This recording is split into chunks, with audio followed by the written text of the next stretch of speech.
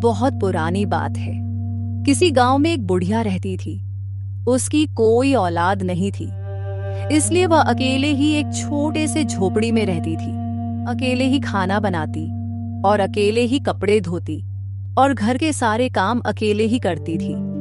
उस बुढ़िया के पति की भी संधि 2020 में आई एक कोरोना वायरस नामक महामारी से मौत हो गई। छोटे से झोपड़ी में रहती थी, लेकिन उसके पास कई बीघे जमीन और बगीचे थे। इसलिए बुढ़िया किसी को भी काम करने को कहती तो कोई भी उसे मना नहीं करता था। रामू बेटा आओ, थोड़ी मेरी मदद कर दे। यह लकड़ियां के मेरे घर तक छोड़ दे, भगवान तेरा भला करेगा। हाँ अम्मा, क्यों नहीं, चलिए मैं यह लकड़ियाँ आपके घर छोड़ देता हूँ। फिर रामू मुस्कुराते हुए सोचता है, अरे अम्मा, भगवान मेरा भला क्या करेंगे? मेरा भला तो आपकी जमीन और बगीचे ही कर सकते हैं। फिर वह मुस्कुराते वह लकड़ियां बुढ़िया के घर तक छोड़ देता है। उसी गांव में एक और धनी जमींदार रहता था, जिसका नाम धनराज था। वह उस बुढ़िया के जमीन के पीछे कई सालों से पड़ा हुआ था। वह अपने मजदूरों पर बहुत ज्यादा अत्याचार। अरे क्या रे, तुमसे मैंने वह अनाज की 100 बोरियां वहां पर रखने को बोला था, हो गया काम? या फिर ऐसे ही मुंह बनाकर खड़ा है? नहीं मालिक, वह मैं इसलिए खड़ा हूं कि आपने मुझे 2 महीने से तनख्वाह नहीं दी है। कुछ पैसे मिल जाते तो अच्छा होता। चल चुपचाप काम कर तो अच्छा होगा, वरना नौकरी से भी निकाल दूंगा और 2 महीने की तनख्वाह भी नहीं दूंगा। चल अब जाए यहां से। वह इसी तरह हर मजदूर के साथ करता था, इसलिए कोई भी उसे पसंद नहीं करता था। एक दिन वह जमींदार बुढ़िया के घर जाता है और कहता है, अरे अम्मा, आपके घर में आपके सिवा कोई भी नहीं रहता है। आपको खाना बनाना पड़ता है और अकेले ही सारा काम करना पड़ता है। आप मेरे घर चलिए, आपको बना बनाया खाना भी दूंगा और आपको कोई काम भी नहीं करना पड़ेगा। बस आपकी सारी जमीन और बगीचे मेरे नाम पर कर दीजिए। अच्छा, तो तुम मेरी सेवा मेरे जमीन और बगीचों के लिए करने को कह रहा है? अरे अम्मा, वैसे भी आप इस जमीन और बगीचों को ऊपर तो लेकर नहीं जाएगी? हाँ, मैं यह बगीचे और जमीन तो ऊपर नहीं ले जाऊंगी, लेकिन तुझ जैसे लालची और गरीबों का हक मारने वाले इंसान को नहीं दे सकती। अब तू जा यहाँ से।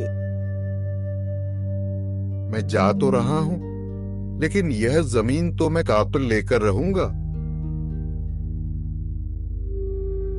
फिर वह जमींदार वहां से चुपचाप निकल गया। उस जमींदार ने कुछ नकली पुलिस वालों को उस बुढ़िया के घर भेजा। अरे अम्मा, ये आपके पति ने जितने भी जमीन और बगीचे बनाए हैं सब इल्लीगल है। वह जमीन सरकार की है। अरे बेटा, ये जमीन सरकार की कैसे हो सकती है? ये जमीन और बगीचे मैं और मेरे पति ने मिलकर बड़ी मेहनत से बनाई है। अच्छा तो ठीक है, सरकार आपकी जमीन नहीं लेगी। बस आप इस पेपर पर अपना अंगूठा लगा दीजिए। फिर उस फर्जी पुलिस वालों ने धोखे से उस बुढ़िया की सारी जमीन जमींदार के नाम करवा ली। फिर ऐसे ही एक दिन बुढ़िया घर के बाहर कुछ काम कर रही थी। तभी वह जमींदार बुढ़िया के पास आया और, ए बुढ़िया, अब निकल यहाँ से, अब तेरा यहाँ कुछ नहीं है। अरे जमींदार, शायद तू भूल गया क्या? इतनी बेइज्जती के बाद भी तेरे में थोड़ी सी भी अक्ल नहीं आई। शराफत से चला जा यहाँ से, नहीं तो जेल की हवा खिलाने में मुझे तनिक भी देर नहीं लगेगी। हाँ, आप बिल्कुल बुलाए, नहीं तो मैं ही बुला देता हूँ। यह सुनकर बुढ़िया थोड़ी चिंतित हो गई। जो कल पुलिस वाले तुम्हारे घर पर आए थे, वह मेरे ही आदमी थे, और वह कागज तुम्हारे जमीन के थे। अब खड़ी क्या है? चल निकल यहां से। और हाँ, तेरा जो भी सामान है वह साथ में लेकर जाना। यहां कुछ छूटना नहीं चाहिए। अरे बेईमान जमींदार, वह एक कहावत तो सुनी होगी, जैसी करनी वैसी भरनी। जैसे तूने मुझे धोखा दिया है, वैसे ही तुझे भी मुझसे बड़ा धोखा मिलेगा, याद रखना। वह बुढ़िया अपना पूरा सामान लेकर वहां से निकल गई। एक दिन तक वह बाहर कड़कती धूप में रही। फिर उसे एक तरकीब सूझी। वह अपनी एक दूर की बहन के घर गई। अरे बहन, तुम आओ आओ, कितने सालों बाद तुमसे भेंट हुई। आओ अंदर बैठकर बात करते हैं। हाँ, बोलो, यहाँ कैसे आना हुआ? कोई दिक्कत है क्या? हाँ बहन, मेरे गांव में एक लालची जमींदार ने धोखे से मेरी शादी जायदाद हड़प ली। अच्छा, तो तुम धनराज की बात कर रही हो। वह एक नंबर का लालची और कपटी इंसान है। मैं उसे बहुत पहले से जानती हूँ। अच्छा बहन, अब तुम ही हो जो मेरी जमीन दिलाने में मेरी मदद कर सकती हो। हम उस जमींदार को ऐसा सबक सिखाएंगे कि वह किसी की भी जमीन हड़पने से पहले 100 बार सोचेगा। फिर उन्होंने, वह दोनों रात भर बैठकर उस जमींदार से अपनी जमीन छुड़ाने की तरकीब सोचने लगी।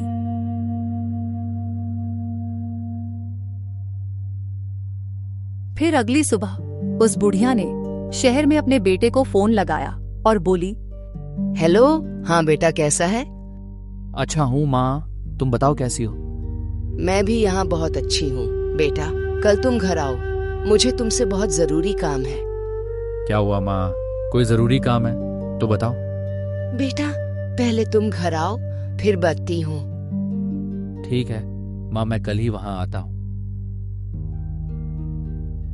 फिर अगले दिन उस बुढ़िया का बेटा भी शहर से लौट आया। बुढ़िया ने उसे जमींदार के बारे में पूरी बात बताई। फिर रात को उन तीनों ने जमींदार से जमीन छुड़ाने की तरकीब सोचने लगे। फिर अगली सुबह प्लान के अनुसार बुढ़िया उस जमींदार के घर गई और बोली, अरे सेठ, मैंने सुना है कि आपको किसी काम वाली की जरूरत है। मैं बहुत दूर से आई हूँ, कृपया मना मत करना। ठीक है, तुम अभी से ही काम पर लग जाओ। ठीक है मालिक, आपका बहुत बहुत शुक्रिया। ठीक है, अब जाओ। फिर प्लान के अनुसार बुढ़िया जमींदार के घर काम करने लगी। फिर 2 दिन बाद उसका बेटा एक नकली ऑफिसर बनाकर नकली स्कीम के बारे में जमींदार को बताने लगा। सर, हम आपके लिए एक लाजवाब स्कीम लाए हैं, जिसको सुनकर आप बहुत खुश हो जाएंगे। कैसी स्कीम, जल्दी बताओ। अगर आप अपनी थोड़ी सी जमीन कंपनी के नाम करते हैं तो आपको 1 हफ्ते में 10 गुना जमीन भी मिल सकती है। यह बात जैसे ही जमींदार ने सुनी, उसके मन में लालच आ गया, लेकिन उसने पूछा, अच्छा, मैं तुझ पर भरोसा क्यों करूं? तभी बुढ़िया वहां आती है और कहती है, मलिक, इससे पहले मैं जहाँ काम करती थी वहाँ ऐसा ही स्कीम लेकर कंपनी वाले आए थे, जिससे मेरे मालिक को 15 गुना ज्यादा जमीन मिली थी। इसकी जिम्मेदारी मैं लेती हूँ सही। सर, बस आप इस कंपनी के डॉक्यूमेंट पर साइन कर दीजिए। अच्छा रुको, मैं यह कागज रामू से पढ़वा लेता हूँ। सर, आपको थोड़ा भी भरोसा नहीं है क्या हम पर? तो रहने दीजिए, हम जाते हैं। नहीं, ऐसी बात नहीं है। ठीक है, मैं साइन कर देता हूँ। फिर जमींदार ने अपनी अनुमति से वकील द्वारा बनाए गए जमीन के कागज पर साइन कर देता है। फिर वह बुढ़िया भी आती है और फिर सब जोर से हंसने लगते हैं। फिर जमींदार बोलता है, ये क्या मजाक है और ये बुढ़िया यहाँ कैसे आई और तुम लोग हंस क्यों रहे हो? क्योंकि यह बुढ़िया वही है जिससे तुमने धोखे से उसकी सारी जमीन हड़प ली थी। तेरे लालच ने आज तुझसे सब कुछ छीन लिया। मैं तुमसे कहा ही था, जैसी करनी वैसी भरनी। आज तू अपनी आंखों से देख ले। अब हम चलते हैं। ऐसा बोलकर सब चल दिए और जमींदार मुंह देखता खड़ा रह गया।